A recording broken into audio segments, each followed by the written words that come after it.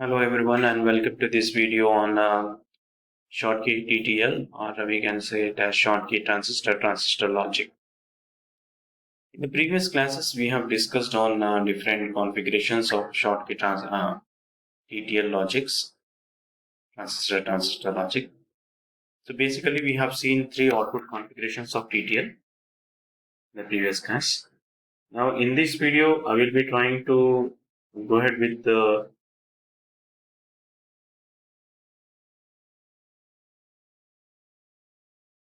previous class. We have discussed on TTL open collector. Second one was TTL totem pole configuration. And next was TTL tri-state. So these are the three different configurations we have seen in the previous class. Now today's lecture, the outcome of the lecture would be to illustrate the students' significance of Schottky transistor and operation and signification of Schottky TTL NAND gate. We will be discussing on Schottky TTL NAND gate, and it would be in TTL totem pole configuration. So one thing we are familiar that one, we will be having a multimeter transistor and the previous one. The first one, most important thing about the Schottky transistors is that Schottky TTLs offers a speed that is twice that of high power TTL for the same power consumption. The circuit would be similar over there. So when you take it at a high power TTL, high power TTL and Schottky TTL would be having the similar power consumption. You would be having similar power consumption, and the speed of the Schottky TTL is very high. So it would be twice that out of that, two times of what TTL. Now coming to the circuit of Schottky TTL. So here already you have known that the input side would be having multi-emitters transistor. This is the input transistor and this is the output transistor configuration. When you look at the circuit over here, you can find all the transistors except this Q5, all are what? Schottky transistors. So the working operations of this one would be, this is pretty much similar to your totem pole output configuration. It is the most small changes are there. The remaining part, everything is similar to that one. And so here, this design was opted to have a good speed of time of operation is good over there. So here, once again, I'm telling you, already we have discussed in SLT7 that what is an Schottky transistor. When you refer to the SLT7, Schottky transistor and normal transistor is nothing but in a normal transistor, if you are clamping a Schottky diode, then it is called as an the base collector region will be clamping this one, then we will get a Schottky transistor. So these are the Schottky transistors which are used. Out of all these transistors, only one transistor is what? The operation would be like this way. When one of the input is low, when both the inputs are low, what happens when all the inputs are high? What happens when the circuit gets turned off? Already you are familiar with it. Once again, we'll look at that one. So first of all, we'll have some highlight points about that one. Then again, we will go back to the circuit diagram and I will try to explain the concept of how the input is.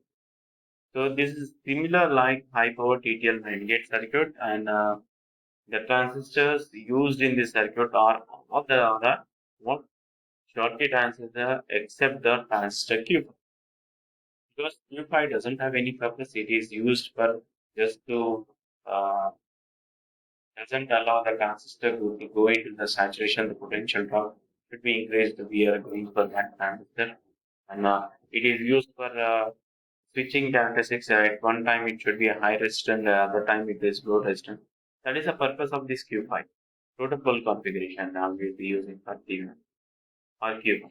So here, these all except that one, all the transistors are what? Schottky transistors. So the Schottky transistors are, I will say, we have said it is a metal semiconductor junction and it is faster and it allows a cut-in voltage of what? 0.4 volts as against zero point 0.7 in PN junction. With the same power current we using this one. And the collector voltage of the transistor goes below the you have to start power gas. Once it goes, the collector voltage of the transistor tends to go below zero point 0.3. The diodes become power gas and bypasses the part of the current through it. Current is now goes into the saturation of value 0.1 and get camps around 3.3 volts. This is the operation routine there. So while the power consumption of Schottky diode is almost same as that fiber, going to nearly the same values of resistor. So that is the main advantage of Schottky diode is that it is similar. It takes the same power supply. The circuit is similar. By having these Schottky diodes, as the cutting voltages have been dropped, it never goes into the saturation, and the speed of operation is very high, twice that of no, the circuit. Only the thing is that when you go for this one into this circuit, everything is same. Let's say when you go for when both the inputs are low, when both the inputs are low or any one of the input is low, what happens to this circuit? So here there is an again here this is a power supply of what 5 volts power supply. So this has been connected over here. It is been grounded like this way, and emitter phase junctions are powered back. It is normal operation. Then the transistor, the current is flowing inwards over here, and this transistor Q2 is off. When Q2 is off, indirectly it will go for driving this transistor Q4 to be off and Q6 is also off over here.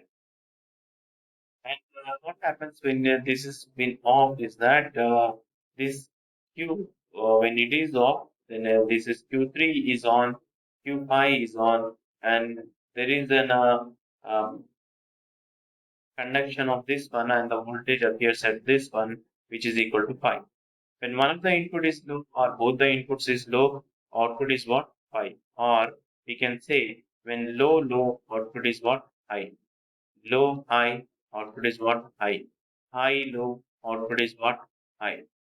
When both the inputs are high, it's corresponding output. So when you go for when both the inputs are high, the transistor operates in reverse active mode. Okay. When both the inputs are high, so we have seen the three configurations: low, low, output is what? High. When low, high, output is what? High. When high, low, output is what? High. And now the case is that when both the inputs are high, when both the inputs are high, 5 volts or some 5 volts or like this way. So these transistors operate in reverse active mode. When reverse active mode, this would be termed as collector and this would be termed as emitter. So when you are having an emitter over there, the current would be flowing to the base of this transistor Q2. So this makes this transistor Q2 to be when you go for this transistor, is it, when there is a current flowing to the base of this transistor is on. And when this transistor is on, indirectly there is an emitter current flowing to the base of this transistor Q2, and there is an base current now flowing to this transistor Q2. So the total of the current of this one and all this one would be flowing out there. So here, when you consider this one, we already have seen about the configuration.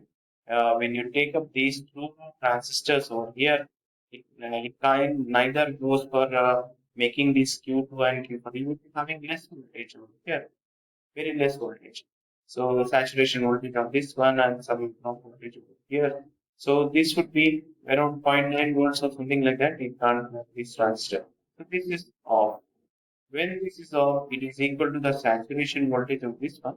And it is shortly down, the saturation voltage is 0.1. So you would be having output is equal to low. So when both the inputs are high, this Q2 is on, Q6 is on, Q4 is on. And when Q1 is on, the output goes to the saturation voltage, which is equal to zero point 0.1 for Schottky transistors. And this Q3 and Q5 are off. Have a high resistance, there is no current going to the collector of the Q4 and it never gets damaged. So this is a perfect TTL, Schottky TTL 9 gate, and the low configuration and the high voltages are similar, and approximately the circuit is similar to the total configuration circuit. So this one, by learning this video, I think now you are able to design the Schottky TTL 9 gate and explain its operation. So a little bit of a problem you need practice you need to do. Analyze the operation of Schottky TTL 9 gate once again and illustrate the significance of Schottky TTL 9 gate and complete the TTL normal protocol TTL 9 gate, how it is written. And if any further readings, you can refer to the Digital Design Textbook by Maurice Mano or RP and Digital Electronics Textbook. Thank you for watching this video. Next video, we'll be trying to explain you on another unsaturated logic family, which is nothing but emitter coupled logic. Thank you.